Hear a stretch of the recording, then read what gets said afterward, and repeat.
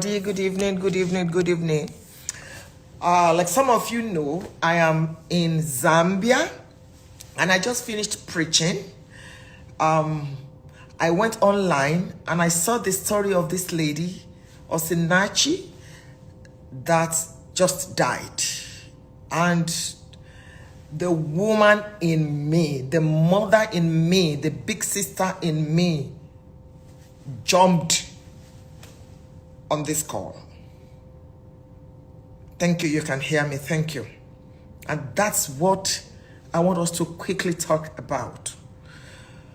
Now, I've never met this lady. Thank you, everybody. Good evening. I'm sending love back to you. Thank you so very much.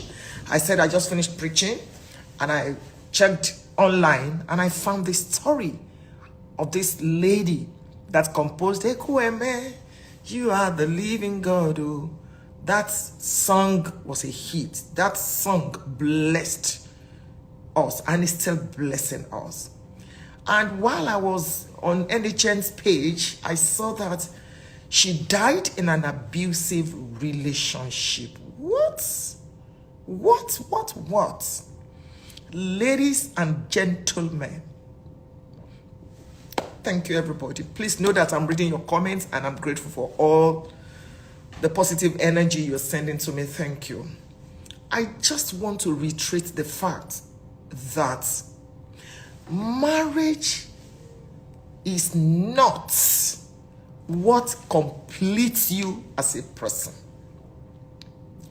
There may be pastors and imams that will disagree, but it does not matter. I base my life on the Bible. God is very interested in you. Your marriage relationship and any other relationship is secondary. You are first a human being before you are a wife, before you are a husband, before you are a child, before you are a Christian, before you are anything. You come first. Please don't confuse religion and spirituality. I do not care who told you to stay in an abusive relationship and die there and be praying and be fasting. It is folly. It is foolishness. Don't allow anybody make you stay in an abusive relationship. Please, I'm happy if this is true that the man has been arrested. We are all waiting eagerly to see him behind the bars. Yes, I said that. We are waiting to see him behind the bars. All of us are waiting. You touch one of us, you have touched all of us. It is sheer wickedness to abuse a fellow human being that has given you 4 children, even if she has not given you any child. I'm speaking to you, ladies and gentlemen. Close one eye in prayer, open the other one in being security conscious. Single person, please. Somebody slapped you while you are dating the person. The person will kill you after marriage. Somebody is abusing you psychologically, emotionally, while you are dating the person. And you still want to go into marriage? Because culture makes you feel that if you are not married, you are not complete. Lie. Blatant lie from hell. Love yourself. You are primary to you. Every other relationship is secondary.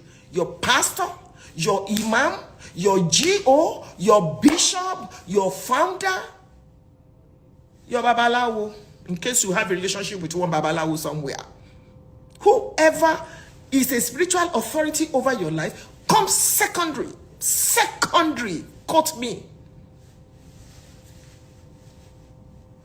Let anybody tell you that because that person is your pastor, you must stay in an abusive relationship.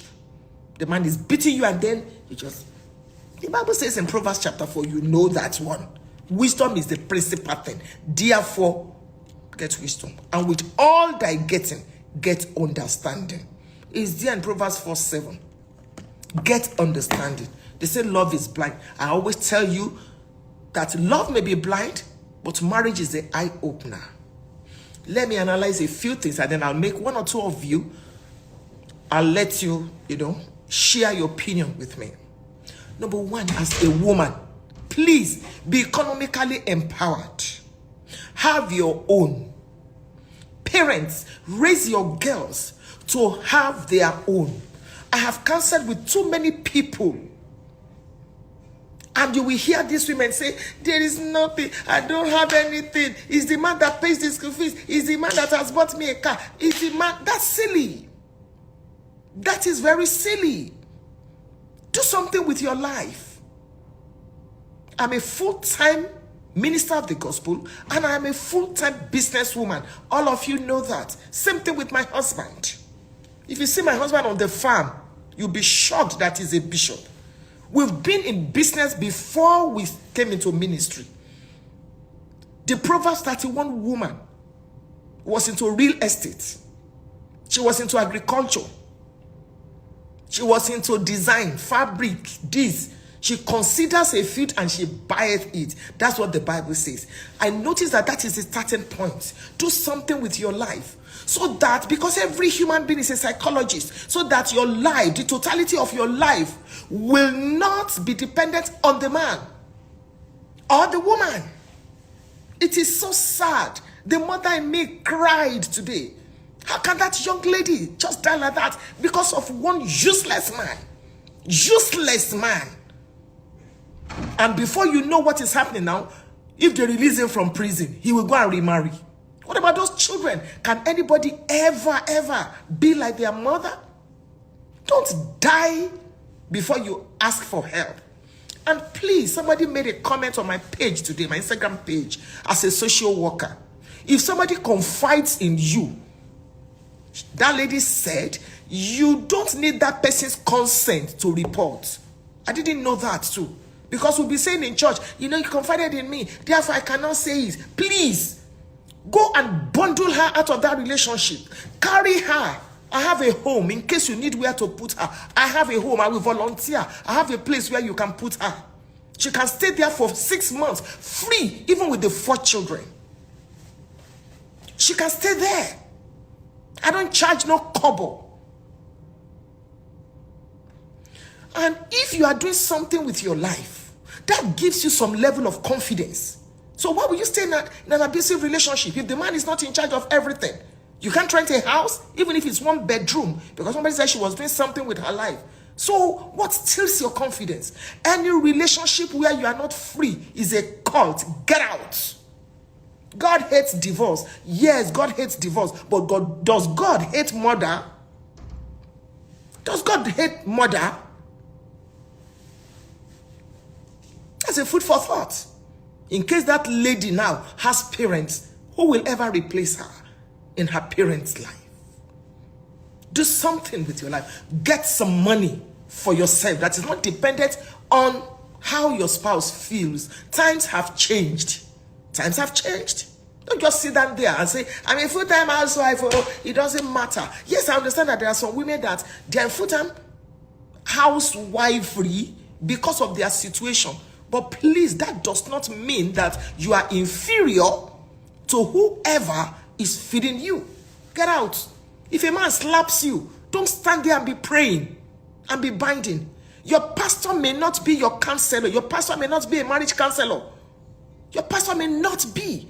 So don't say, pastor said we should sit down there. If you were the pastor's daughter, would he have told you to stay there and be praying? Step out into safety first. Then let's talk about whether there can be reconciliation. Even if you will not remarry, if they say you should not divorce, at least they didn't say you should not have a life. So step out. Step out and be in safety. Carry your children, carry your pikin. When you step up, people will say, what's going on? Then you'll be able to speak. Don't go into coma before you ask for help. Because you will not be alive now to be telling us your own side of the story. I just pray that the government will help us take care of that man, quote and unquote. And then please, number 2, if you know anything about anyone that is going through an abusive relationship, don't keep silent. Be your sister's keeper. Be your brother's keeper. And if you notice that, somebody said the pastors are beating their own wives too. It's true. I counsel with some pastors' wives, and it will shock you. Bishops' wives. It's not even only physical beating, psychological, emotional. Oh, my criminologist asked her, so why are you still in that relationship? She says, I don't have any money to go and rent. And the man will beat you. The man will call you to tell you to kneel down, raise your hands, and the man will call you goat. And the man will tell you, get up after 15 minutes, go and fix something for me. And when you are done, clean up and meet me in the bedroom. What rubbish is that? Woman, you are not inferior to anybody. Don't think that marriage is all that makes you. Please understand that you are important. With or without marriage, don't die in any abusive relationship. And I want to say this to, well, I'm not a pastor, I'm a pastor's wife. And I've been a pastor's wife for 33 years. Those of you that are privileged to have spiritual authority over people, please stop telling them to stay in abusive relationships and be praying. If they were your blood relation, will you tell them to stay there? How can you as a pastor, somebody tells you that my husband is beating me, my husband is slapping me, while my wife has brought out a knife, and then you say to the person, stay there, I will be praying for you. God can never hear that kind of prayer. Please, stop telling people. That is abuse of power. Submission is not subjugation. Submission is not slavery. Ephesians chapter 5 verse 22 is preceded by verse 21. Submitting one to another. Every aircraft has a pilot and a co-pilot. The fact that you are the head of the relationship does not mean you should kill the body. Does not mean you should kill the body in the name of religion. Did I say the woman is not submitting? Submission, Bible submission, not demonic submission. Bible submission is strength put under control, and you submit one to another. Pastors, please stop this evil. Pastors' wives, please stop this evil. Can you allow your own daughter or your own son to stay in an abusive relationship and tell him or her to be praying while you are fasting until he or she dies? Let's stop this rubbish. It is not biblical. It is not biblical. Please, I'm going to invite one or two of you. Please understand that nobody should tell you to stay in any abusive relationship. It does not matter the title, bishop, assistant GO. It does not matter the relationship. Don't die before you seek for help. It's not slavery. It is not slavery. It is not slavery. Let's stop this rubbish. This cannot continue. If you're a pastor and you are hearing me, and you can please forward this to your pastor. It is not biblical for you to tell people to stay in abusive relationship while the man is beating her and slapping her and frustrating her psychologically. You know, another. Okay, is Funke Adejumo saying that people should leave their marriages? That's not what I'm saying. What I'm saying is any marriage that is not worth the onion, let the parties please step out into safety first before you now begin to talk about reconciliation. And any man that raises his hand to beat his wife needs psychiatric attention. That is it. Needs a psychiatrist. Needs to see a psychiatrist. You cannot begin to use the Bible. You too, you can read the Bible. Your life is important. Job chapter 12 verse 3. You are not inferior to anybody. Not your husband. What will now happen to the children that this woman has left? Move to another house and go and pray there. God will hear your prayers there. We've lost enough. Please, let's stop this. They'll be telling a woman, don't give up. Don't give up your marriage. Fight for your marriage. You can fight for your marriage from afar. You can fight for your marriage from another house. Not in the house of an animal that is beating you and killing you. I'm so sorry to say this. Let that man stay in jail. And say, but we must forgive. He must be born again. Let him be born again and be an evangelist in the prison. That's my take. I'm going to ask some.